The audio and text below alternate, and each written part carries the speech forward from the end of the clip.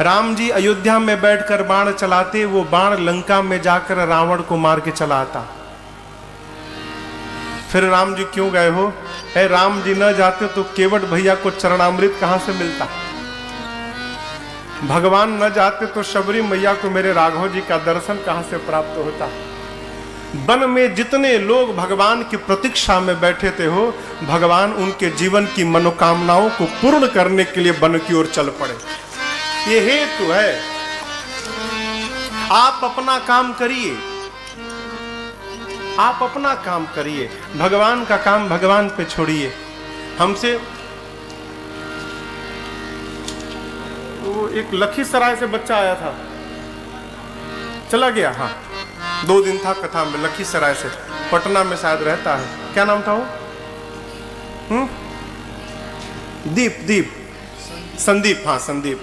तो कल रात्रि में मिलने आया तो कहा महाराज, प्रणाम करके, भगत बच्चा था, बोला महाराज मैं इसी जीवन में भगवान का दर्शन प्राप्त करना चाहता हूं महाराज जी, क्या करूं मैं?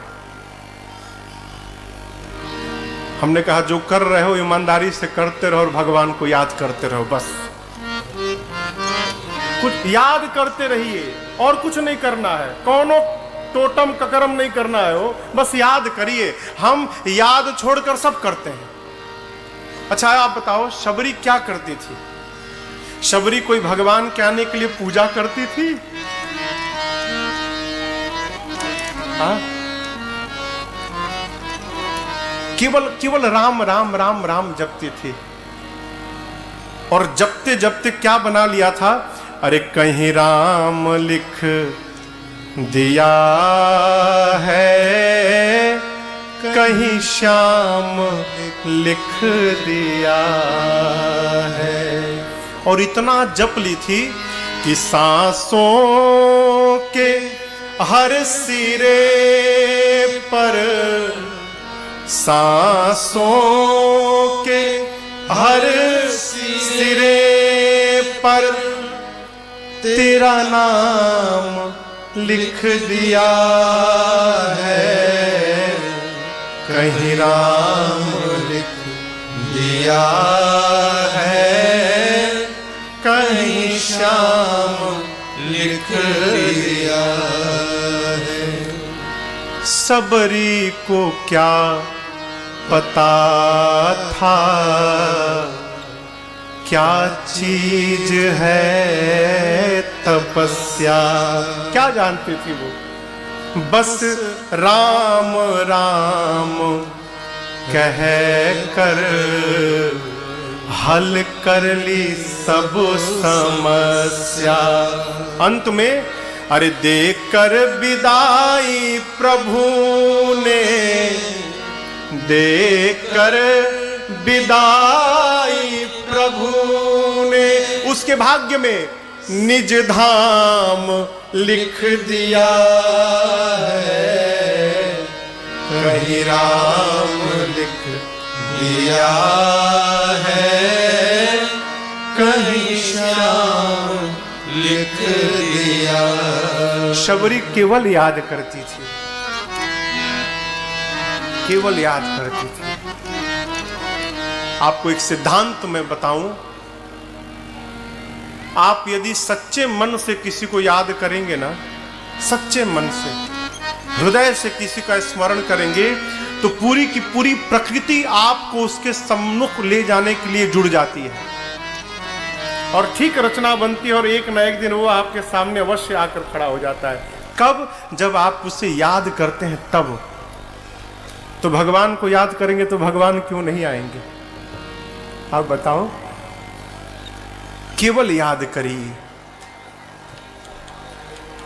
जितने लोग थे भगवान सबसे मिलने के लिए स्वयं रचना बनाए। कथा को आप सुनते रहते हैं। मेरी मां कैकेयी तो निमित्त बन गई हो। और देखिए कथाओं में बार बार इस बात का स्मरण होता है। आपके पास घर है ना, साल 2 साल में चूना भी करवाते होंगे, रंग करवाते होंगे। कहाँ करवाते हैं? यशवंत भैया बाहर ना। और जो नींव में पत्थर लगा है ईंटा, उसमें लगवाते हैं क्या? उस पर कोई चूना करवाता है? जो भीतर नींव में ईंट पड़ा हुआ है उस पर कोई रंग कराता है? और कल्पना करिए यदि वो ईंट ना होता तो आपका महल रहता। जो नींव का ईंट बना रहता है माई बाप, वो जीवन में कभी दिखाई पड़ने वाला नहीं है। राम यदि मर्यादा पुरुषोत्तम है तो मर्यादा पुरुषोत्तम के जीवन की नींव मेरी मां कैकेयी है। वो ना होती तो राम मर्यादा पुरुषोत्तम ना होते। मां ने अपने आप को समाप्त कर लिया। महापुरुष कथा सुनाते हैं, बचपन में एक दिन मां कैकेयी से राम जी ने कहा, मां मैं आपसे यदि कुछ मांगू तो आप मुझे दोगी मां? कैकेयी मां ने कहा था, राम ऐसे क्यों बोल रहे हो? प्राण मांगोगे तो तुम्हारी मां प्राण तुमको निकाल कर दे देगी। राम जी बोले, मां प्राण ले लूंगा तो मेरी मां मर जाएगी, लेकिन मैं जो मांगने वाला हूं उसमें मरोगी नहीं, लेकिन मरे जैसा हो जाओगी। कोई तुमसे बात नहीं करेगा, कोई तुम्हारी तरफ देखेगा भी नहीं। मां सबकी नजरों से मेरी मां उतर जाएगी। कैकेयी मैया मुस्कुराती हुई पूछी, राम सबकी नजरों से तो गिर जाऊंगी और तुम्हारी नजरों में? राम जी बोले, मां मेरी नजरों में मेरी मां सदैव महान बनी रहेगी। तब कैकेयी मां ने कहा, मुझे दुनिया की नजर का कोई परवाह नहीं, यदि राम की नजर में मैं महान हूं तो जो मांगोगे राम मैं तुमको देने के लिए प्रस्तुत हूं, जो मांग लो। उसी समय राम जी ने कहा था, मां पिताजी जब मेरे लिए राज सत्ता मांगे ना तो आप मेरे लिए वन मांग लेना। और राम जी की इच्छा से मेरी मां कैकेयी ने चक्रवर्ती दशरथ जी से मंथरा के सहयोग से 2 वरदान मांगे। राम के राज तिलक के स्थान पर अपने पुत्र भरत के लिए राज सत्ता और राम जी के लिए 14 वर्ष का वनवास। महाराज सुने तो निढाल हो गए। अनेक प्रकार से प्रार्थना किया, कैकेयी मां नहीं मानी। राम जी को पता चला, राम जी माता को समझाएं, पिताजी से कहे, पिताजी कुछ दिनों की बात है, अभी गया 14 वर्ष वन में रहकर चला आऊंगा। सीता मैया को तो राम जी ने पहले बहुत समझाया, मान जाओ। मां नहीं मानी तो प्रभु ने मां को भी साथ में लिया और लक्ष्मण जी के कहने पर प्रभु ने लक्ष्मण जी को भी साथ में ले लिया।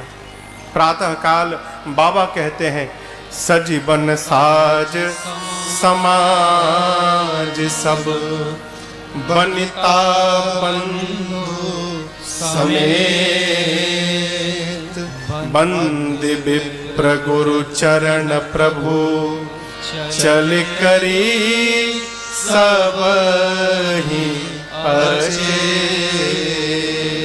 गुरुदेव भगवान को प्रणाम करके, ब्राह्मणों को वर्षासन दे के, याचकों को दान देकर प्रभु संतुष्ट करके भैया लक्ष्मण माँ जानकी जी के साथ वलकल वस्त्र धारण करके और अयोध्या से वन की ओर चले। पूरी की पूरी प्रजा चल पड़ी राम जी के पीछे। चलते चलते महाराज दशरथ ने राम जी के लिए रथ भिजवाया था सुमंत जी के साथ। 4 दिन रथ पर बिठाकर सुमंत राम को वन दिखाकर लेकर आना।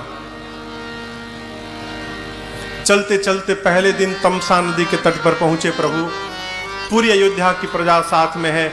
भगवान सोचने लगे, अयोध्या वासी यदि इसी प्रकार साथ में रहेंगे तो पिताजी के वचन का पालन कैसे होगा।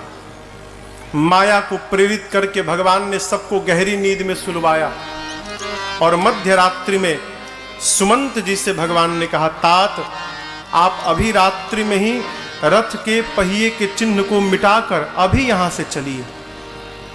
उसी रात्रि में प्रभु रथ पर बैठकर वहां से आगे बढ़े और बाबा कहते हैं, सीता सचिव सहित 2 भाई, सीता सचिव सहित 2 भाई, श्रृंग बेरपुर पहुँचे जाए, श्रृंगबेरपुर पहुँचे जाए, उत्तर